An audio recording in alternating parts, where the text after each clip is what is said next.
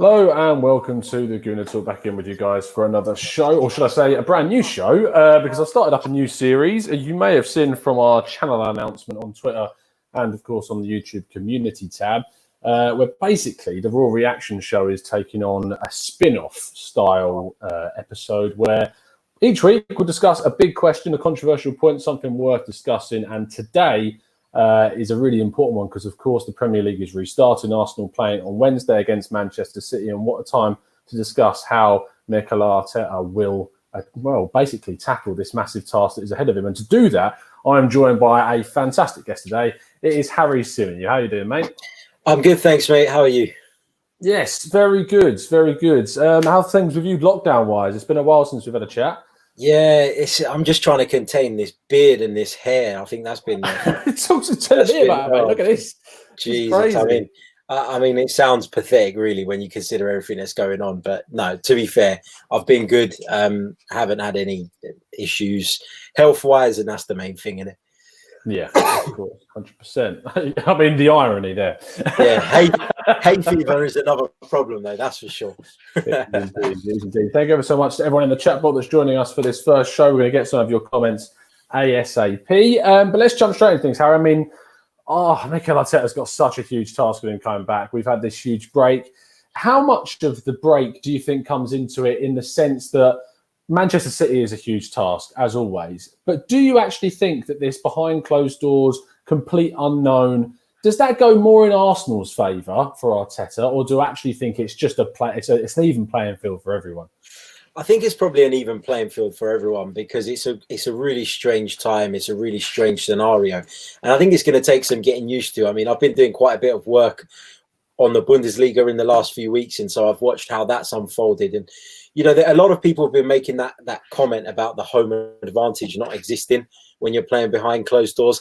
Actually, if you look back at some of the Bundesliga results prior to the lockdown and prior to COVID-19, there were a lot of away wins anyway in that division. It's not a division where it was equally balanced out, if you like. So I don't think it completely negates the home advantage. So I think, you know, Man City will still be playing in their own ground. They'll still be familiar with what's around them and all that sort of thing. Obviously, the pre-match routine when you're in your stadium, you know, that is going to have some advantage still, despite the fact there's going to be no crowd. But in terms of coming back, I think it's a really difficult game to predict because you don't know where everybody's at in terms of their fitness levels. You know, you can't predict either 11 at the moment, which makes it really, really difficult to try and gauge how this game's going to go. But in terms of both being on, I think both are on the same playing field here, and I think it's going to be strange. But you know, it is what it is at the moment, and some football is better than no football, I guess. In the chat box, Alex has sort of identified the key area that he feels that Arteta's got, and he's talking about the midfield with Torreira most likely out. I think Xhaka and Ceballos are going to play. We've actually seen the likes of Guendouzi and Maitland-Niles play a lot in these fixtures in terms of sort of preparing against Charlton and Brentford. And Javier, I mean, on the other side of things, we've got saying Kevin De Bruyne, he's the biggest threat on the opposition side. Is the midfield, do you think, or Arteta's got a pinpoint where this game's going to be won and lost? I think with Manchester City's midfield, it's so difficult to nail down what to do because they're so fluid in their movement and their positioning. And you're going to see, you know, Kevin De Bruyne will drop deep to pick up the ball if he has to. He'll go to the right. He'll go to the left. He's a player in particular who, you know, is really difficult to handle. And I think I said it after the game at the Emirates. I think he's the most complete player in the Premier League at the moment. I think he's got absolutely everything. And I think you're always going to have a difficult time. Going back to our midfield, though, I think that, and this is probably going to make me instantly unpopular, but I think that Granit Xhaka has improved significantly of late. And that is not down to him being a better player than he was 6 months ago. That is because the way the team is set up means that he's less exposed. You know, you often see him drop into this sort of slightly left-sided role, almost like a position between a left wing back and a defensive midfielder when Arsenal push forward, and then he's not so exposed in the middle of the park all the time. So I think that Mikel Arteta has got the right balance at the moment in terms of the shape, and he's made us difficult to beat. That's not to say that we're better than Manchester City and that we're favourites or anything like that, but I'll go into this game a lot more optimistic than I would have done under Unai Emery, just purely because I think the team setup is a lot more well equipped, I guess, to deal with Manchester City's fluid movement, and more importantly, to deal with the transition, which has always been a huge issue for Arsenal. The big narrative, which is a word that gets used way too much in football, is of course that Arteta is returning to the City of Manchester Stadium, or the Etihad Stadium, and I think that a lot of people, especially in the media, have sort of pinpointed that as the way that Arsenal could use that in their advantage. But he worked there as under, of course, Guardiola. We don't know how much he had in terms of an impact. We know that it was fairly substantial because the amount of praise he received from Guardiola was consistent and it was high. So do you think there is an element that gives Arsenal some advantage, that Arteta will know the inner workings, or actually will Guardiola know that and sort of double bluff it and play it completely different to what Arteta might expect? I would be surprised if Pep Guardiola ripped up his sort of match manual because he knew that Mikel Arteta was coming to town. He's always been someone who's had a very clear style of play, a clear philosophy, and he's very reluctant to move away from that. And so I believe that Pep Guardiola will most likely go with the way his team have been playing. Yes, Mikel Arteta will know sort of some of the things that they do. I'm sure they would have added new things since he's left. But is it an advantage? Yeah, I think it is a bit of an advantage, because I think if you look at all the coaches in the Premier League, who has the most insight, who has the most understanding of Manchester City's philosophy, therefore is in a better position to plan their downfall, I guess, then nobody. So Mikel Arteta has that advantage.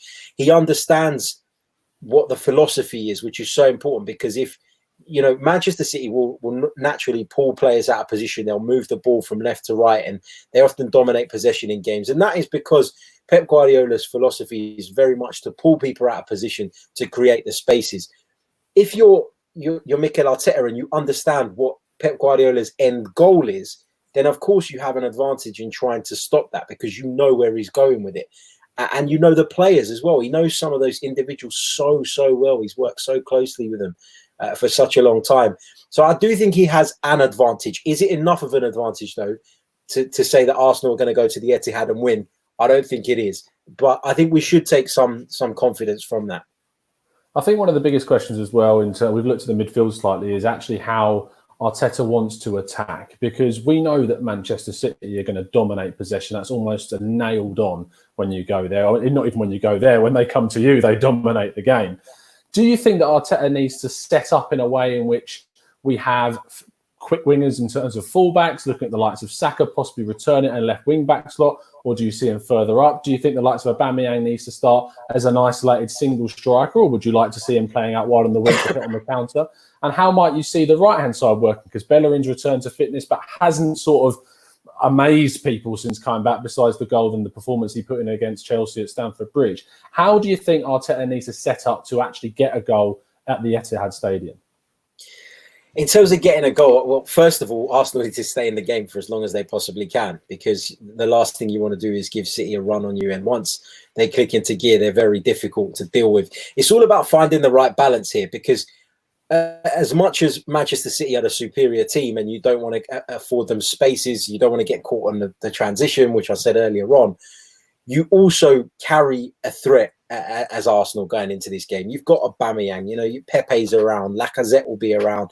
There are players there that can cause damage to this Manchester City side. So it's about finding that balance between going forward and giving them something to think about. And if you start the game on the front foot, perhaps you'll see them be a little bit more cautious. Perhaps you'll see them think, hold on a minute here. We can't just go for broke against this Arsenal team, because they are capable of hitting us down the other end. So I think it's all about the balance. I don't think I would change up the system particularly if I was Mikel Arteta. There's obviously been a lot of work on that. We've obviously got the fullbacks providing support to the attack, in particular on the left-hand side. I think the right-hand side has been a lot more reserved. And I think that's a deliberate ploy from Mikel Arteta. And coming on to your point about Pierre-Emerick Aubameyang, I would play him from the left, because I think when he comes in from the left with Saka coming on the overlap, he gets into that sort of half space, and that makes it difficult for him to be picked up. Whereas if he's the centre forward, often in the modern game, you can see a centre forward isolated pretty easily.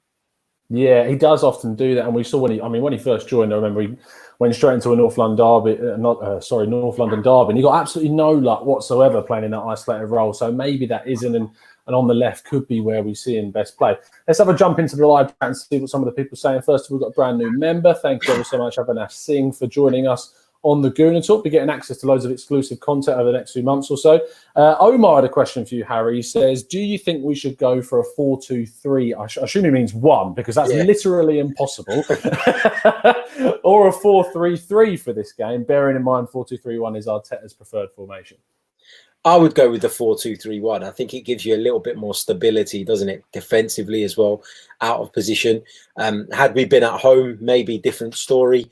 Against a weaker side, for example, you would be a lot more open to that 4-3-3. But for me, it feels like a risk to go there. I think playing a 4-2-3-1 allows those wide players to drop that little bit deeper and essentially become midfielders when you don't have possession.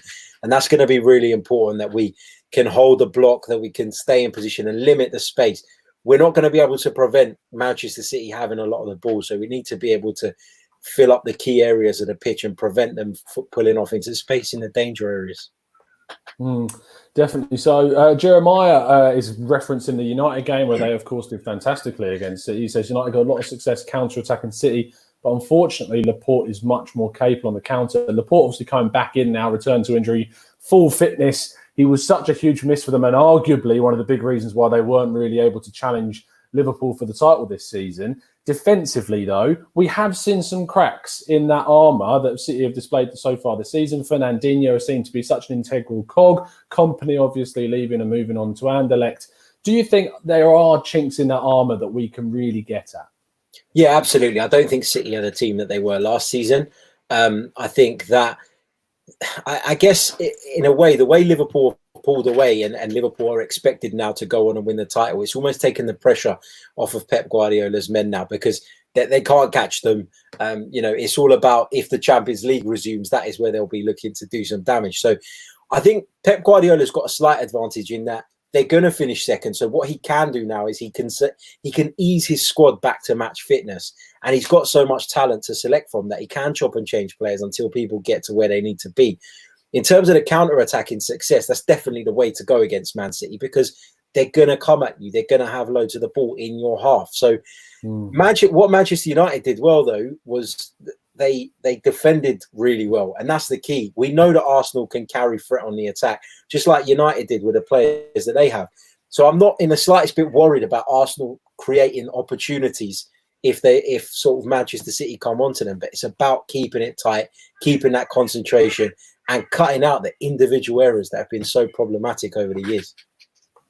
One of our new members, Avinash, has thrown in a question. He says, should Arteta test Tierney, or should he play it safe with Saka? I mean, you mentioned earlier on that you liked seeing Aubameyang on the left and Saka overlapping. So do you think that's what he should and what you expect him to do? That's what I expect him to do, just because they've been part of the Arteta transition. So those two players have been playing that. They've got that understanding. They both understand what Arteta is asking of them in terms of Aubameyang drifting inside and Saka making that overlapping run.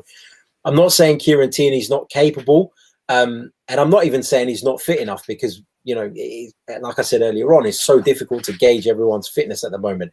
But I just think that given that Saka and Aubameyang have been doing it successfully for a while, I would continue that.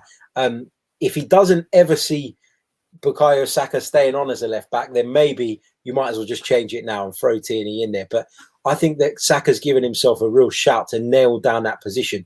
Even if it's not his preferred position, he's done so well there and offered so much on the break that, for me, I would just go with that. But that's my personal preference and nothing more. Let's really sort of finalise this in terms of how Arteta will tackle City and talk about the lineup. Let's go through it player by player. So goalkeeper, I'm assuming you have absolutely no qualms with me saying that I expect you to pick Leno in goal, correct? Yeah, burn Leno in goal, no doubt about it. So let's have a look at the back four or three, or however you think they're going to set up. Do you think they're going to go with a back four? And if so, who's going there? Yeah, I think it'll be a back four. I think it's going to be Bellerin at right back. I think he looked, I know we only saw highlights of the Brentford game, but there was one driving run, wasn't there, in the lead up to the first goal, where he actually looked quite a bit sharper than he has done in a while. So looking forward to seeing him there. Sorry, I'm going to sneeze. No, I'm not. It's gone. It's fine. It's the climate. Bloody hay fever. Yeah, so Bellerin at right back. At left back, I would go with Saka, and I think Mikel Arteta will probably go with Saka as well. I think the centre backs are going to be. I think David Luiz is going to play. I also think that it's a toss-up between Pablo Mari and Shkodran Mustafi, in my opinion. I think he might go Mari if he's fit enough, just because of that left-footed advantage. And that means a lot to Mikel Arteta, as we've seen.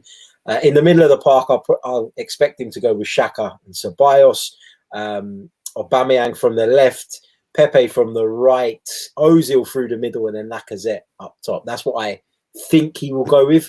And but that's again, that's providing that everybody's fit, because there could be players at different levels, and he may make a decision based on that.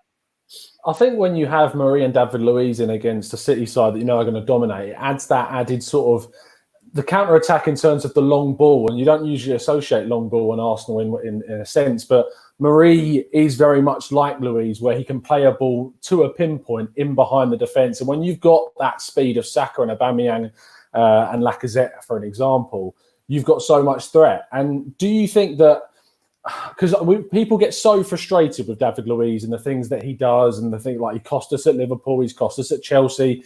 Do you think there's always going to be that element within him that's going to cost you? Or I'm talking myself out of it, just asking you the question, but like at 32, 33 years of age, I just can't see him changing. I can't see him not doing the things like the clip that went viral against Brentford of him trying to play the ball over the Brentford player's head, and then obviously we concede from that. Playing him, can you see in any way, if he does stay with us for another season, where those elements of his game can get neutered out? It's hard, isn't it? He's not at an age where you can necessarily say he's going to redevelop into a different type of player. David Luiz is what he is. I think he's probably been Arsenal's best central defender since Mikel Arteta come in, despite the mistakes that you've mentioned, which says a lot about the others. But I mean, the thing is, he does give you that ability to play out from the back, that ability to move the ball into the midfield, which was such a huge problem under Unai Emery. We try and play out from the back, and then we had no idea what to do with it. It'd go back to the keeper under pressure, and we'd go long anyway. So I think you're absolutely right to make that point, that him being there gives us that ability to do that. The errors, the mistakes, they're so frustrating. But when you look around European football at the moment, playing out from the back is such a common thing. And most of these top European coaches, and you'll know, Tom, because you watch a lot of La Liga, will accept that risk if it means their team plays the way they want to play. And, you know, I noticed it in the Bundesliga yesterday, Jan Sommer in goal for Borussia Mönchengladbach, literally with a shocking pass across his own goal, which led to Bayern Munich opening the scoring. But the coaches have come out and said, I will take that risk if it allows my team to play the way they do. And we as fans get frustrated by it. And as a coach, I'm sure you get frustrated by it as well. But it's a bigger picture. It's about the way you want your team to play in the grand scheme of things, rather than one individual error. So I think that's how Mikel Arteta will look at it. And I think that's how the coaching staff will be looking at it, contrary to what us fans think. Give me a scoreline prediction then before we wrap things up. I'm going to go with a 2-1 City. Yeah, no, I think you've got your head screwed on there, to be honest. And it's a very realistic scoreline. I mean, arguably, we could see Arsenal concede a few here. I'm going to stick my optimistic head on and go 2-2, but who knows? I mean, we don't even know how either club are going to come out of this weird lockdown period. We're just going to have to wait and see. Thank you ever so much, Harry. Appreciate your time, fella. Thank you very much, mate, and look to speak to you soon. Yeah, speaking of which, and actually Alex in the chat put a comment saying, what's your thoughts on Aubameyang's recent comments? Well, it's interesting you should ask that, Alex, because whilst this is episode 1 of this new Big Question series, you can sort of consider it a part 1 of 2 shows today, because just in a second I'm going to jump on Harry's channel and we're going to have a discussion about Aubameyang. So please make sure you head over there. I'll start that sentence again. Please make sure you head over there very, very soon, because we're going to be on that and talking about Aubameyang. But until then, please make sure you stick it tuned here. Make sure you hit that subscribe button, because we've got a fantastic Tactical Breakdown podcast tomorrow with Sam Lee of The Athletic talking about Manchester City in even more detail. But until then, please make sure to drop a like on the video, subscribe to the channel if you're new, and as always, up the Arsenal.